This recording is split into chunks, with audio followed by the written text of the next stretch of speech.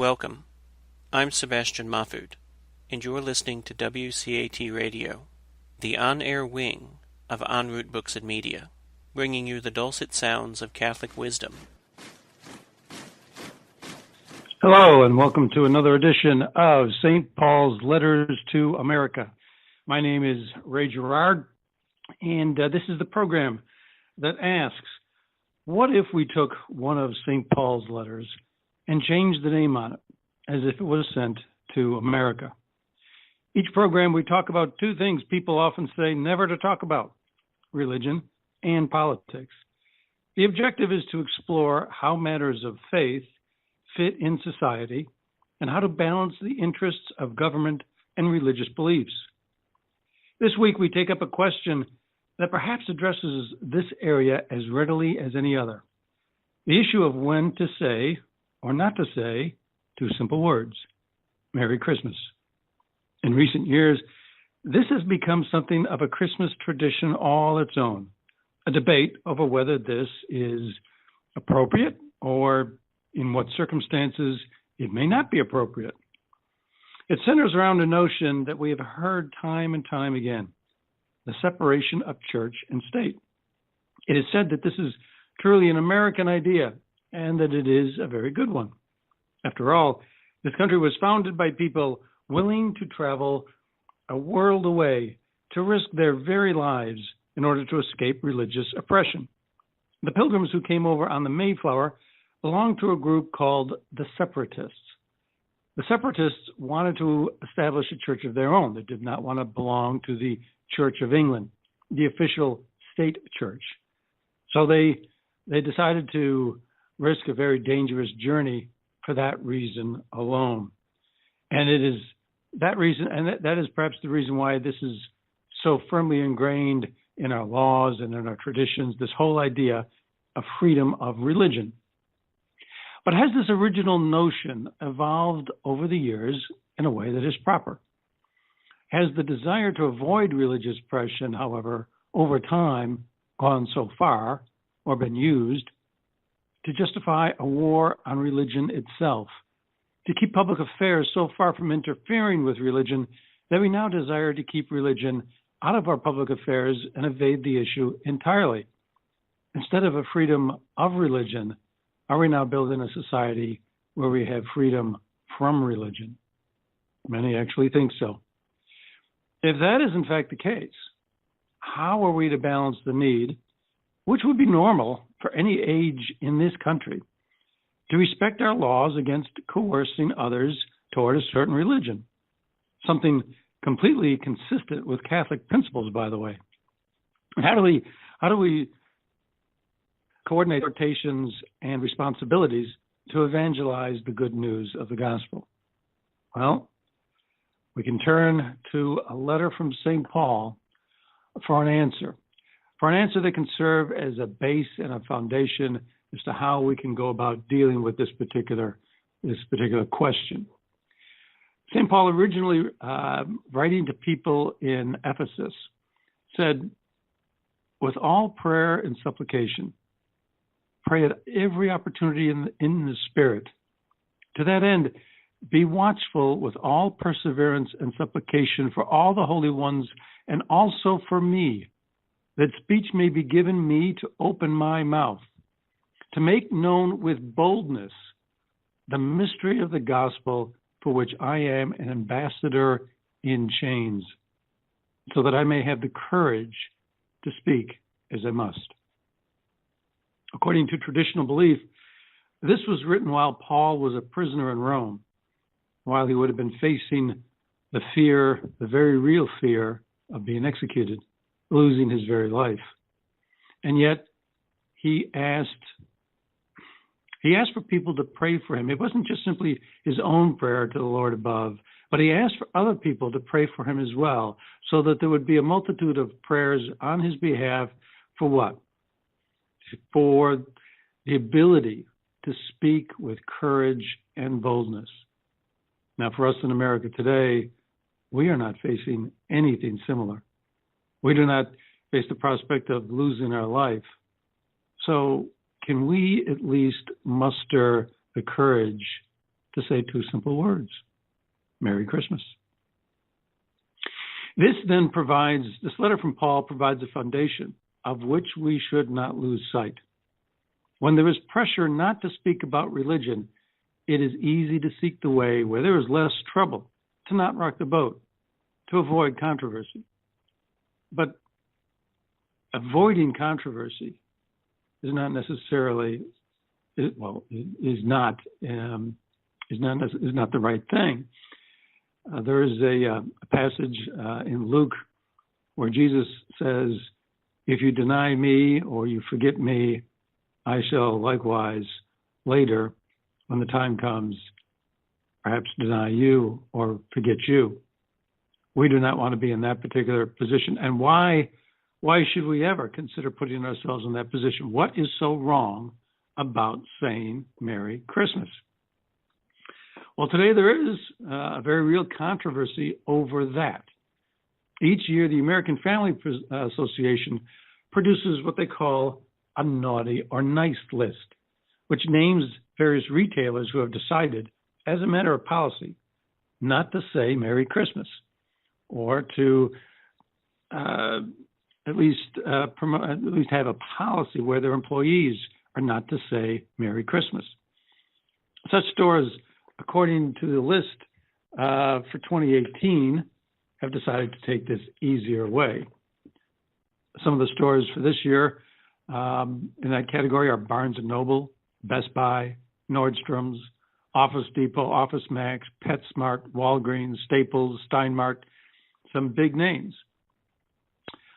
On the other hand, the nice list contains some equally large names: Bed Bath & Beyond, Dick's Sporting Goods, LL Bean, Marshalls, Rite Aid, True Value, Ace Hardware, Bass Pro Shops, Cabela's, Dillard's, Hallmark, Hobby Lobby, JCPenney, Lowe's, Neiman Marcus, Sam's Clubs, Walmart, Cracker Barrel, Home Depot, Macy's, Kroger, and more. The interesting thing to note about this particular list is that it does seem that there are more people on the nice side than are on the naughty side. Now, that was not always true. In 2002, the balance was tipped in the other direction.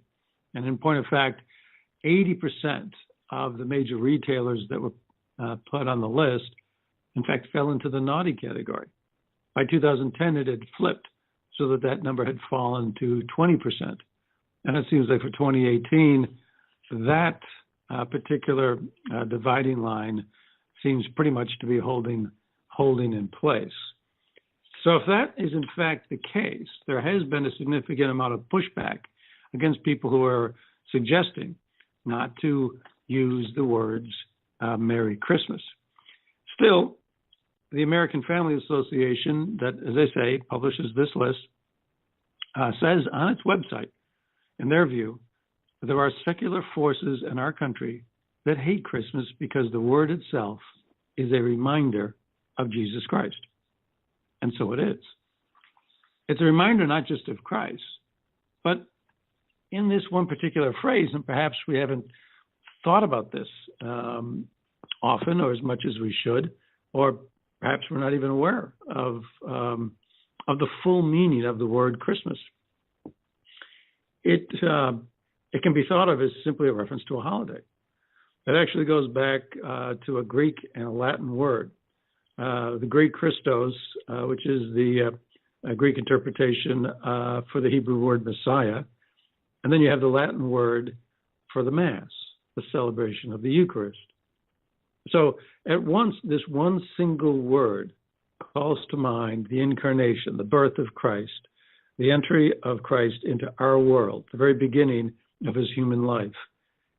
And it also calls to mind the Mass, that celebration of the Eucharist that he instituted on Holy Thursday just before his sacrifice. That celebration of the Eucharist that every Sunday, in fact every day, all around the world where it is celebrated, represents not only the suffering of Christ on the cross, but his resurrection and his opening of the door to salvation for all of us. That one word, Christmas, encompasses all of that. It can be said or looked at in this way as encompassing really the beginning and the end, all of our Catholic faith. And so perhaps that word is objectionable. Now, people who say that Christians should not be forcing retailers or putting pressure on retailers to say Merry Christmas, they feel otherwise.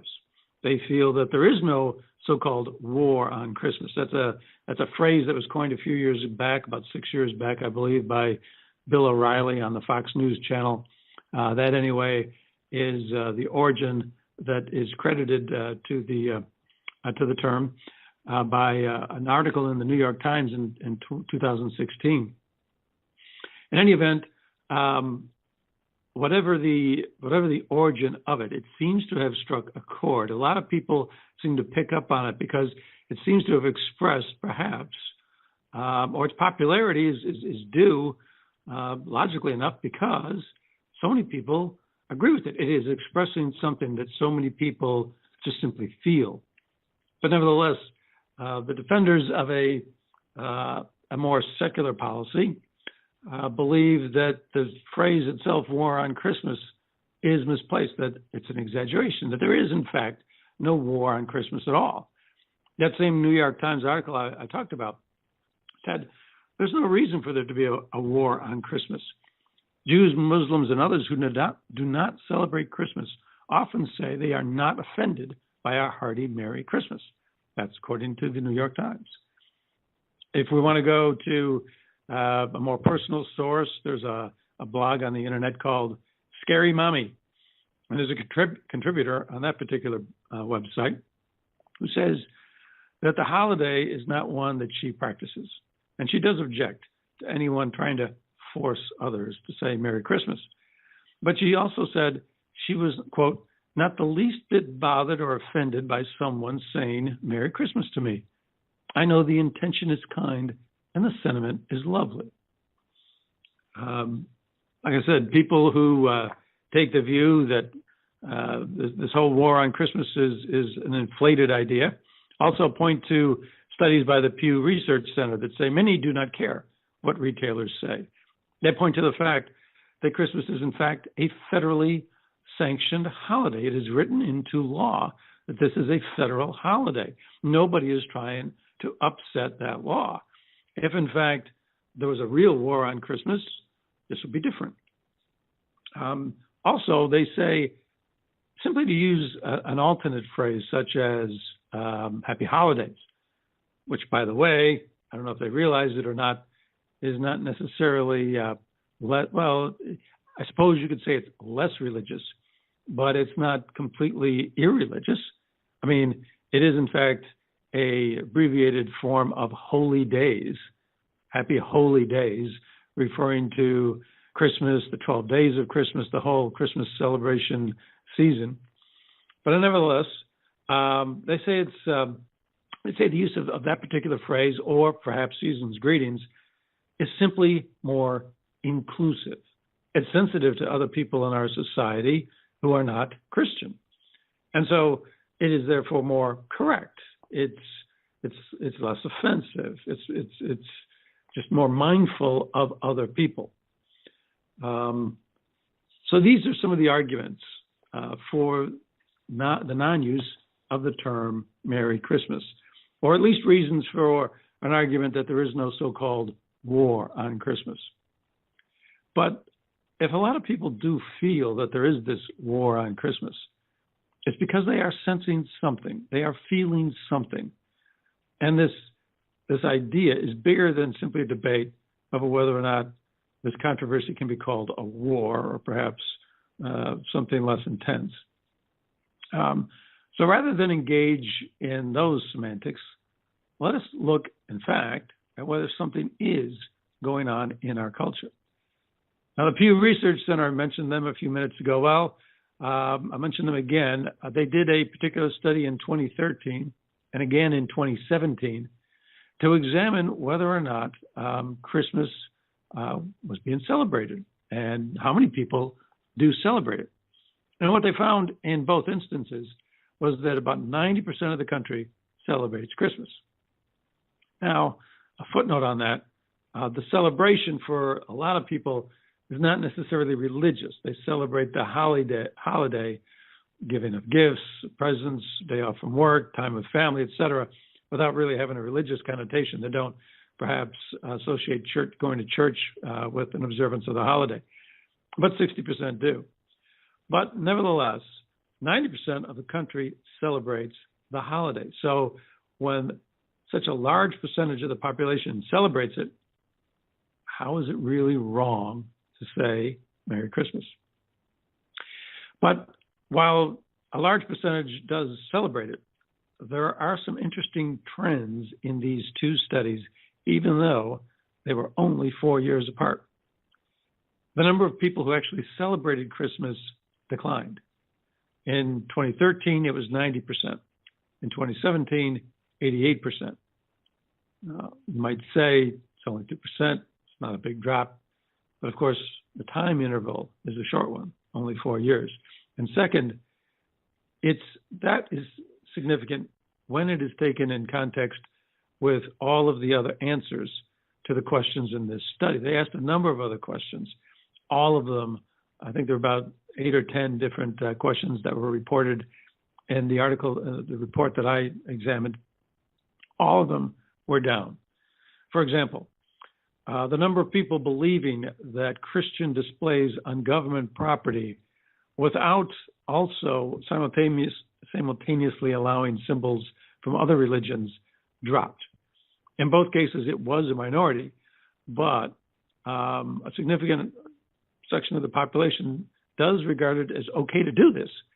But the number dropped from 44% to 37%, 7% in just 4 years. Also, a good number of people still believe in the virgin birth. In 2017, 66%. But 4 years earlier, it was 73%. And like I said, these are just three items taken out of these particular surveys. There are more, but the point, is made. The point has been made that there is a decline in all of these factors. Something is going on. Christmas is becoming less important or significant as a part of our national culture. Well, how did this happen? And why is this happening? And is not saying Merry Christmas part of it? And should we resist this trend by, in fact, using the phrase Merry Christmas? Well, to a large extent, the impetus for this cultural trend could be traced back to a case argued before the Supreme Court of the United States back in 1947. It was a case dealing with dealing with the concept of freedom of religion in the First Amendment of the U.S. Constitution. What is interesting about the First Amendment, however, is that, and a lot of people may be surprised to know this, it never says that there will be a separation of church and state. What it does say is that Congress shall make no law respecting an establishment of religion or prohibiting the free exercise thereof. Now, as we're going to discuss a little bit later, there are some cases and there are actions being taken by governmental officials which could very easily be felt by many as interfering or prohibiting the free exercise of religious beliefs. In our quest to protect people from coercive religious practices, we are actually putting some coercion or pressure or influence on people to be silent. And we'll talk about that a little bit later as well. Coercing them or influencing them, pressuring them to be silent about just simply saying the word Christmas. Now, at at first glance, when we simply say that this clause in the First Amendment, which is known as the Establishment Clause, Congress shall make no law respecting the establishment of religion. It's important to note also that while that's specifically directed to Congress, and Congress shall make no law, there was another amendment to the Constitution, the 14th Amendment, that said that all rights of citizens, such as the right not to be a slave, but all rights of citizens guaranteed by the Constitution are protected such that the states shall make no law interfering with those rights. So now this Establishment Clause not only applies to Congress, but it applies to the states so that they shall not make any laws regarding the establishment of religion. Well, the Supreme Court case that I mentioned that came up in 1947, it's called Everson versus Board of Education. And what it involved was a reimbursement for school transportation. It was a family that was had child or children that were going to a private school. They used some type of transportation system, a school bus, and they were reimbursed for the cost of that with tax dollars. And one taxpayer objected, saying that this was supporting a particular religion. There were arguments on the other side that people going to public schools, they get their transportation paid for free. So why is it not fair for people who are saving the taxpayers the cost of public schooling should at least get the cost of a school bus reimbursed? And perhaps that is the reason why the Supreme Court did allow that reimbursement program to continue. But in doing that, what the court said was that the founders did intend, as stated in the words of Thomas Jefferson, that there would be a, quote, wall of separation between church and state. This was not part of the established law of this country up until then. But in the middle of the 20th century, all of a sudden now we have this concept that takes the First Amendment beyond what it simply said, that there'll be no establishment of a religion, no establishment of a church like the Church of England. But now it has to be this wall of separation. Well, in 1961, there was another case, Engel versus Vitale.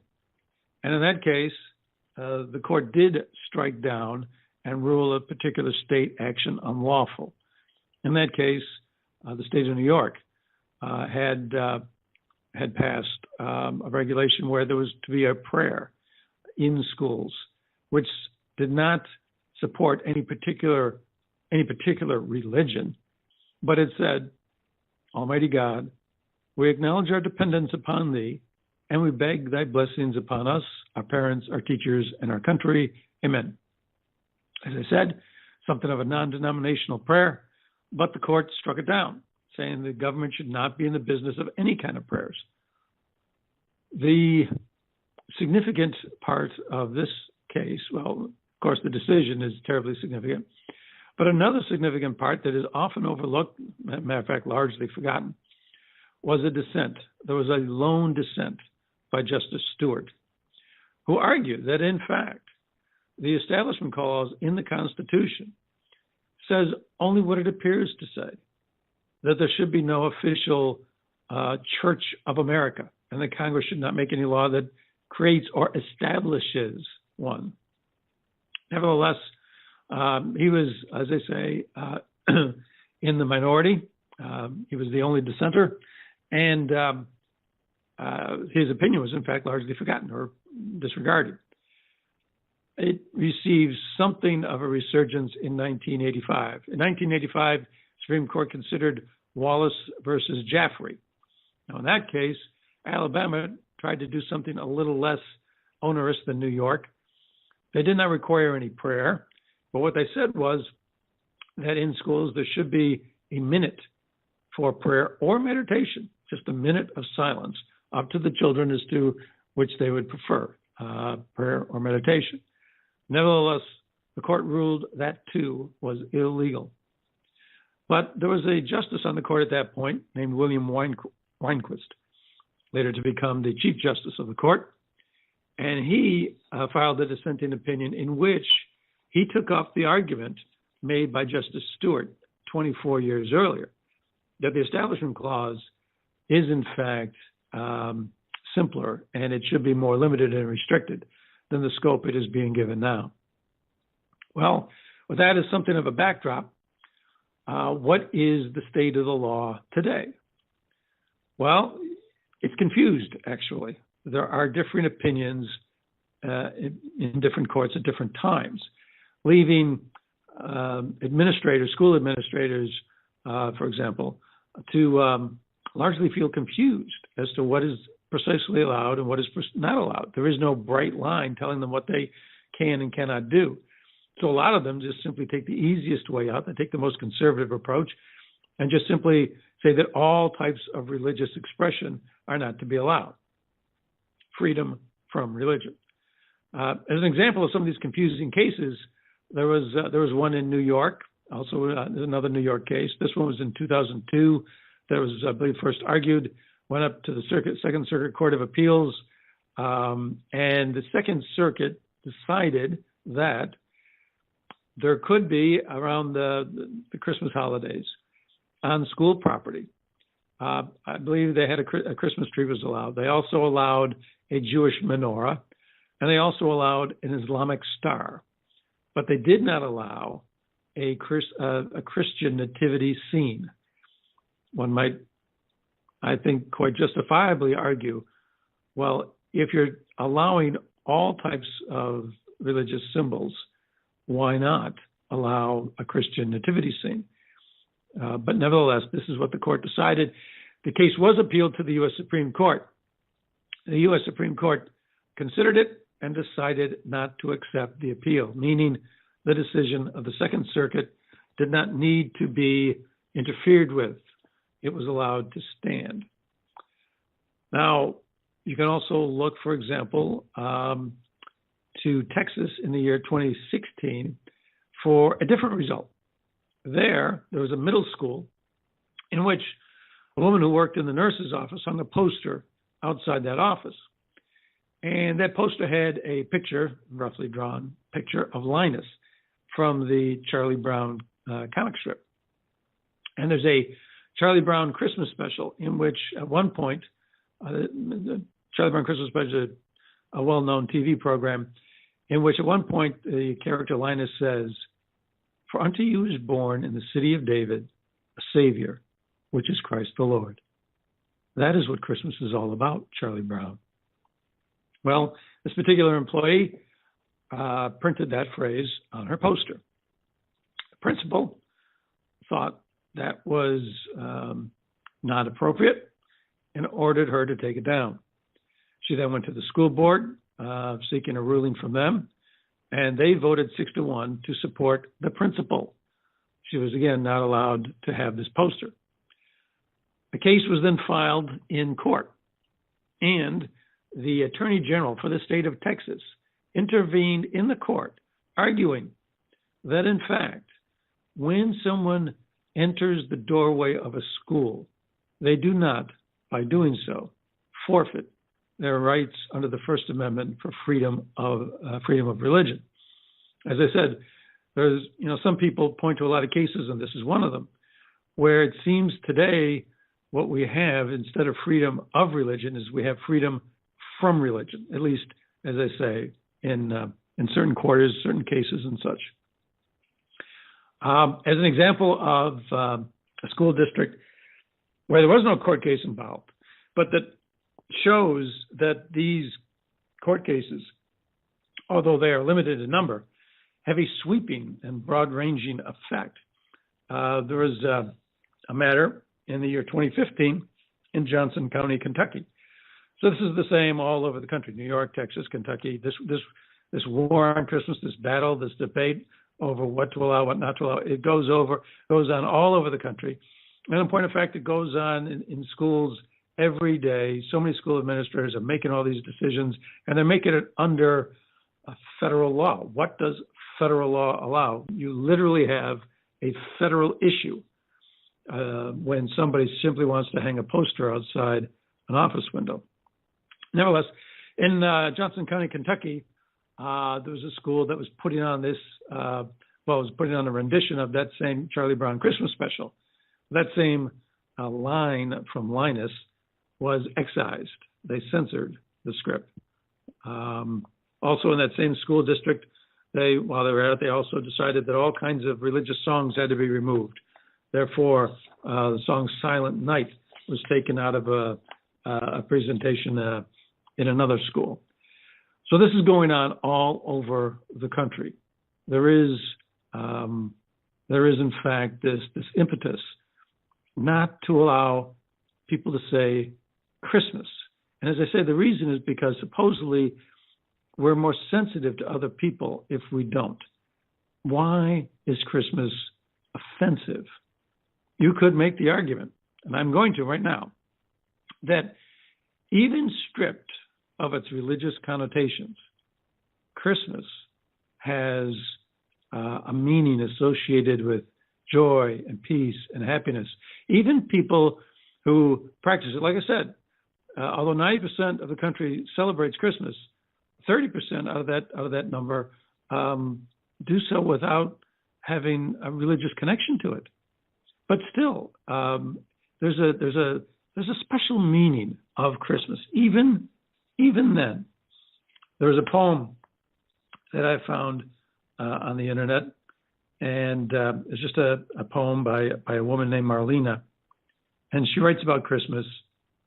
"'Tis the time to hug and stay warm and snug, time to ice skate over the frozen lake, and for sugar cookies to bake. It is Christmas. Occasional fog or mist, children get snow days and go out to play on sleighs. On Christmas Day, it is fun. There are just clouds and no sun. You open your presents which your family sent. The kids just rip the wrapping and can't stop laughing. Kids get toys, specially made for girls or boys. Teens get phones and games and call their siblings lame. The kids go out to make angels in the snow, running through the cold air that blows. No one wants the day to end, so some decide to share gifts or lend. The families take off their bootlaces and get warm by the fireplace. Christmas is when your family comes and when they all love." No religious connection, no mention of the child, the babe, Jesus, Bethlehem, Mary, or any of the familiar nativity story. And yet, it is a poem all about warmth. This particular poem certainly might pass muster as not being offensive to anybody. I mean, what in there could really be said to be offensive, other than the one time the word Christmas is mentioned? Nevertheless, Christmas is not all fun for everybody. There's times of sadness too. But even there, we can still see that Christmas means something. I found another poem written by a woman named Melissa Farrar, and she writes, "Melissa, my sister Sophia says, what does Christmas mean to you?" A little girl about the age of 7 replies, "Christmas is the time you get to spend with your family and experience the joy of giving." No matter how true this was, doesn't mean it will ever happen again. For that night, as we were all taping our Christmas, our fun, and our everlasting joy, our opening presents, the unearthly presents, the one that covers much girl and boy, little did we know that this would be our last time to shine together. For after that, we drifted apart, moving from each other, and then we lost Sophia, our darling sister, and then we lost our mother. We never had another Christmas where we sat around a tree. I never got to see that joy again, but not least inside of me. So what does Christmas mean to you? Now take time to really think. Hold on tight to that idea and never let it sink. So even in her sadness, and even without any mention of any religious connotations, this is a poem still about happiness.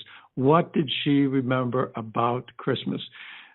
Other Christmases could roll around and she could be sad and upset with the loss of her sister and her mother. No doubt she was. But she still remembered the Christmases they did have. Even those Christmases, in comparative hindsight, still brought some feelings of warmth or tenderness, of remembered happiness to her. Christmas, there is something special about the holiday. How can it be so wrong to tell people Merry Christmas?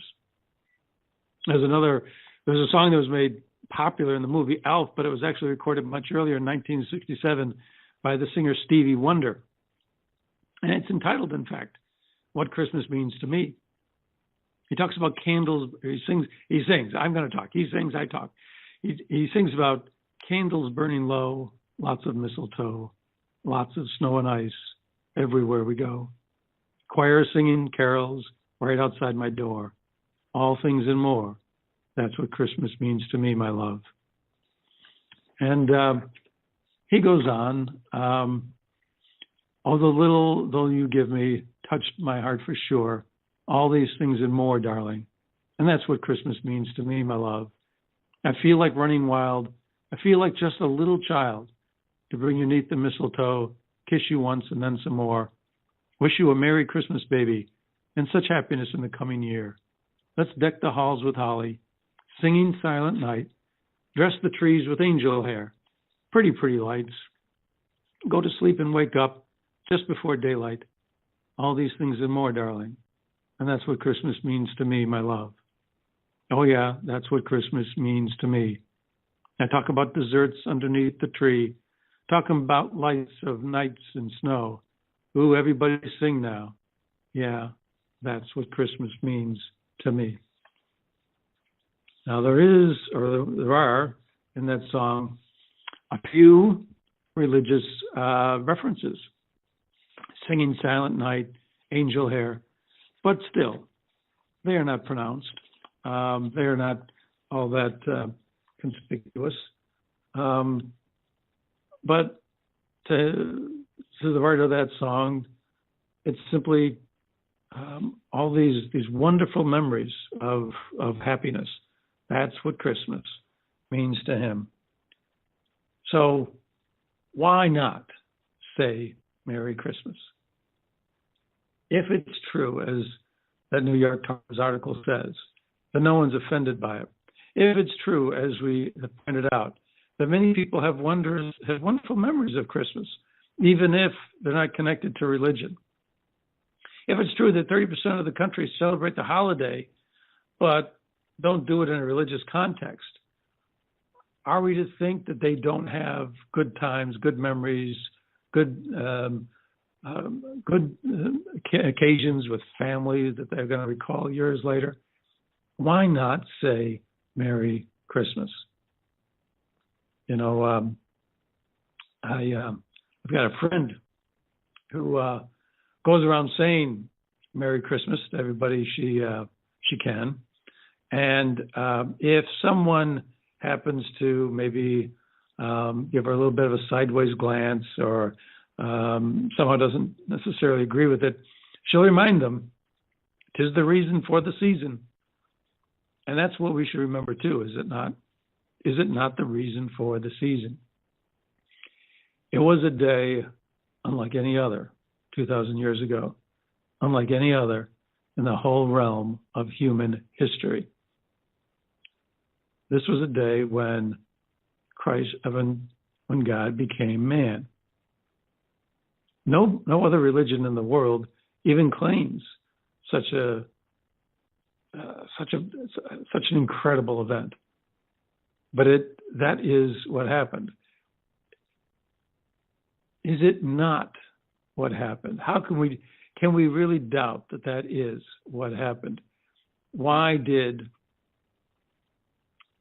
thousands of people, hundreds, thousands of people become martyrs at the hands of the Romans in the Colosseum, being willing to have been eaten by animals, if there was not something very special about Christ? It was a turning point. All of history was leading up to it. And now all of history is living in the wake of it. It is a day like none other. That is why the calendar, every calendar points to the. If you look at any calendar anywhere in this country, you will see the year 2018. Why? What happened 2018 years ago? Somebody else born at that point in time that has a calendar. Has a calendar otherwise been established? I mean, yes, but not since, at least not in the entire Western world. I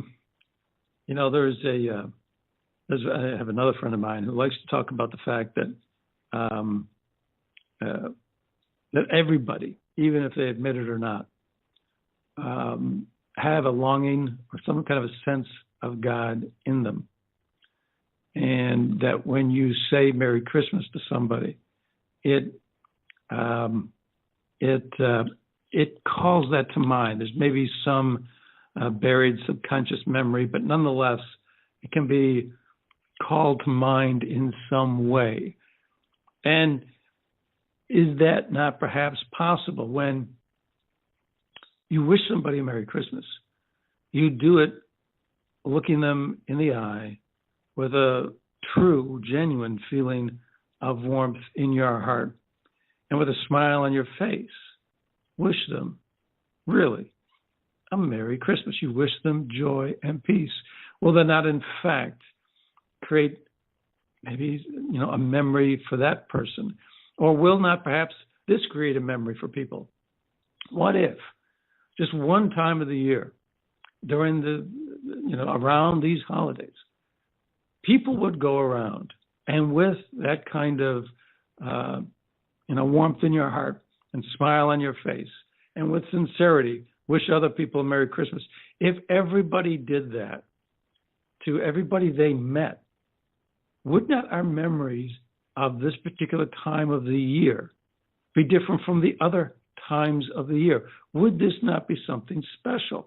And would that not be a good thing to know, regardless of what you believe, that at least at some point during the year, mankind can be human to mankind?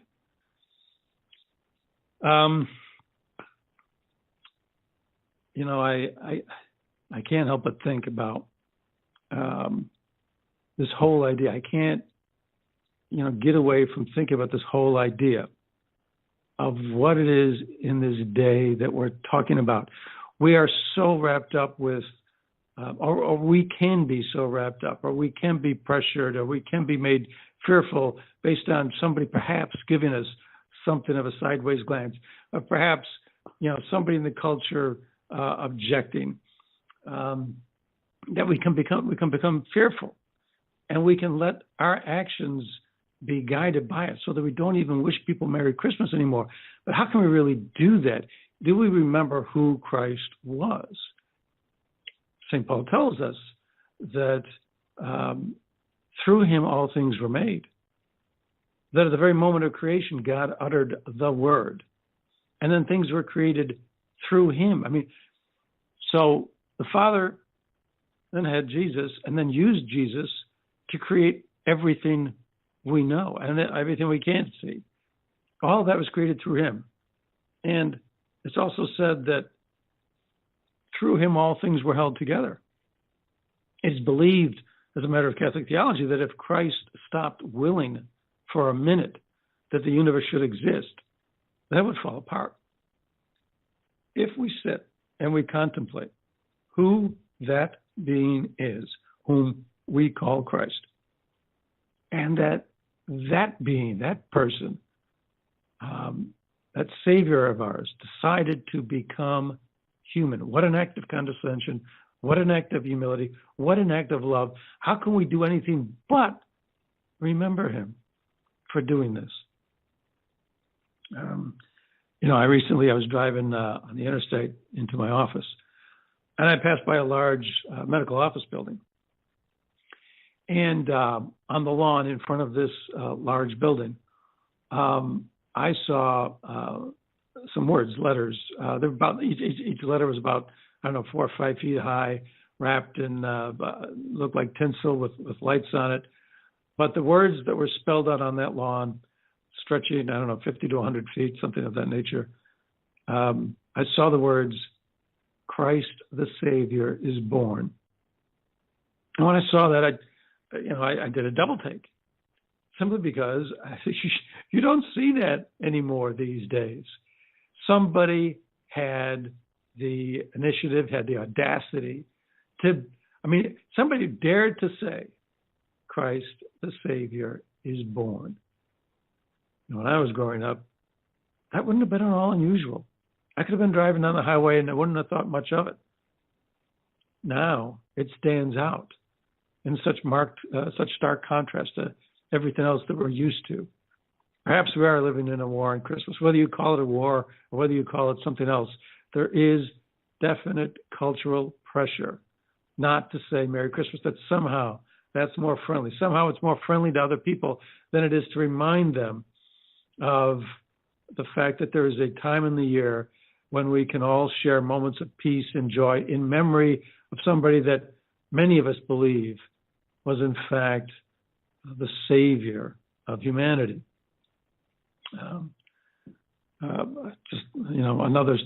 Another story. There's a friend of mine. Well, actually, I was talking about this a second ago. That this friend of mine thinks that when we say Merry Christmas, it connects with something inside people. That everybody has some kind of inner sense that there is a God. And when I was talking to him the other day, and he was discussing that, the thought came to my mind. I was reminded of a story of a man named Andre Frossard. Andre Frossard called himself a perfect atheist. And he called himself a perfect atheist. He grew up in an atheist family. His father was the first secretary of the Communist Party in France. He grew up, I think he was born around the year 1910, 1905. Well, it was in the year 1935 that he was traveling in Paris with a friend of his. And his friend had gone into a Catholic church, and he got tired of waiting for this friend. So he followed him in to ask him, I suppose, how much longer he was going to be, something of that nature. Anyways, Andre Frossard walked into that church, as I say, calling himself a perfect atheist. And by perfect atheist, what he meant was somebody for whom the question of God's existence was completely settled. You did not need to spend 1 minute arguing or even thinking about whether or not there was a God, because the question was so well settled that there was no God. And therefore he was a perfect atheist. In any event, he went into this one particular church at 5:10 in the afternoon looking for his friend. He came out at 5:15, different. And what he encountered inside that church was something he was not expecting. He walked into a church where there was a religious order practicing perpetual adoration of the Blessed Sacrament. He walked into a church where the real presence, body, blood, soul, and divinity of Jesus Christ, that little infant born in Bethlehem so many years ago, where that person was present. And when he walked out of that church at 5:15, as I said, he was changed. And in his words, not only was he now, after only 5 minutes, a Catholic, but that he said he realized that he had always been Catholic and just didn't know it. And of course, why not? Why not? There's one God. He not only created all of us, he loves all of us. No matter who you are, what you've done, all you have to do is accept him and not deny him. And so in this world where we're being told, do not say the word Christmas, which contains the word Christ in it, ask yourself the next time you're walking down the street or in a retail store or someplace where you can wish somebody a Merry Christmas, whether or not you can let yourself be made afraid to say it. Last year, I was in Chicago during Christmas, and I would walk down the streets, and I would just simply tell people, Merry Christmas. And a little bit of them, I almost felt a little mischievous, like, okay, I'm going to say this anyway. And it was amazing to me that for a large number of people to whom I said it, all of a sudden they would almost stop in their tracks, and they'd give me a surprised look and then a smile. And this happened over and over. And then a smile, and then they'd wish me a warm Merry Christmas back. You see, they too were afraid to say it until somebody broke the ice and let them know they were in friendly territory or with a friendly person, and they could feel free to wish someone else a Merry Christmas. So again, I ask you the question, how can you avoid remembering Christ? And if you remember Christ, how can you avoid saying two little words, Merry Christmas, especially if, as we hear over and over again from the people who object to this, that in fact, no one really is offended by it. So with that, perhaps we can just simply recall the letter from St. Paul where we started. And perhaps we can ask for a little bit more courage this holiday season to say Merry Christmas, perhaps at least once, when we might otherwise might otherwise have been led not to say it. So just once, perhaps do that, and see what kind of reaction you get. This has been Ray Gerard.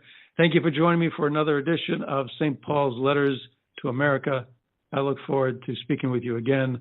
Until then, God bless, and Merry Christmas to all of you. Thank you.